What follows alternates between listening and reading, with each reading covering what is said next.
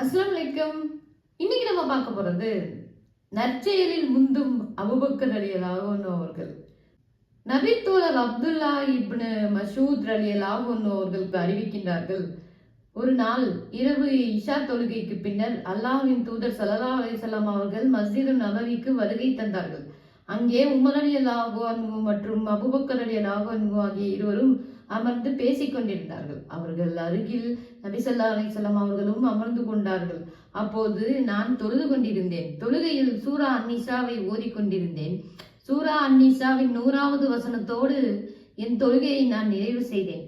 தொழுது முடித்ததும் என்னை அழைத்த அல்லாஹ்வின் தூதர் நபி ஸல்லல்லாஹு அலைஹி வஸல்லம் அவர்கள், அப்துல்லாவே, அல்லாஹ்விடம் நீ விரும்பியதை கேள், உனக்கு அல்லாஹ் நீ விரும்பியதை வழங்குவான் என இருமுறை கூறினார்கள். பின்பு உங்கள் யாரேனும் குரானை அது முதலில் அருளப்பட்டதை போன்று அதே தூய்மையுடன் ஓத விளைந்தால் அவர்கள் உம்மு அப்துல்லாவின் மகனார், இது அவர்களின் செல்ல பெயர், அவர்கள் ஓதுவது போன்று ஓதிக்கொள்ளட்டும் என்று கூறினார்கள்.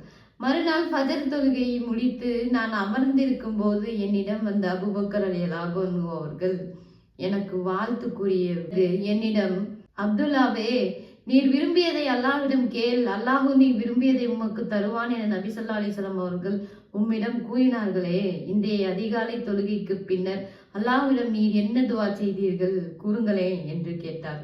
அதற்கு நான், அல்லாஹ்வே, உன்னிடம் நான் நிலையான ஈமானையும் அழிந்து போகாத அருட்கொடைகளையும் உயர்வான சுவனத்தில் முஹம்மது ஸல்லல்லாஹு அலைஹி வஸல்லம் அவர்களோடு என்றென்றும் தோழமை கொள்கிற பெரும் பேற்றையும் கேட்கிறேன் என்று நான் கேட்டேன் இந்த துவாவை என்று கூறினேன். சிறிது நேரத்திற்கு பிறகு உமர் ரலியல்லாஹு அன்ஹு அவர்கள் வந்து அபூபக்கர் ரலியல்லாஹு அன்ஹு அவர்கள் கேட்டதையே அவர்களும் கேட்க அபூபக்கர் ரலியல்லாஹு அன்ஹு அவர்கள் முந்திவிட்டார்கள். அவர்களிடம் கூறிவிட்டேன் என்று கூறினேன். அபூபக்கருக்கு அல்லாஹ் கிருபை செய்வானாக. எப்பொழுதெல்லாம் நற்காரியங்களில் அபூபக்கருடன் நான் போட்டி போடுகின்றேனோ அப்போதெல்லாம் அவர் என்னை முந்திக் கொள்கிறார் என்று உமர் ரலியல்லாஹு அன்ஹு அவர்கள் தெரிவித்தார்கள். அஸ்ஸலாமு அலைக்கும் வரஹ்மத்துல்லாஹி வபரகாத்துஹு.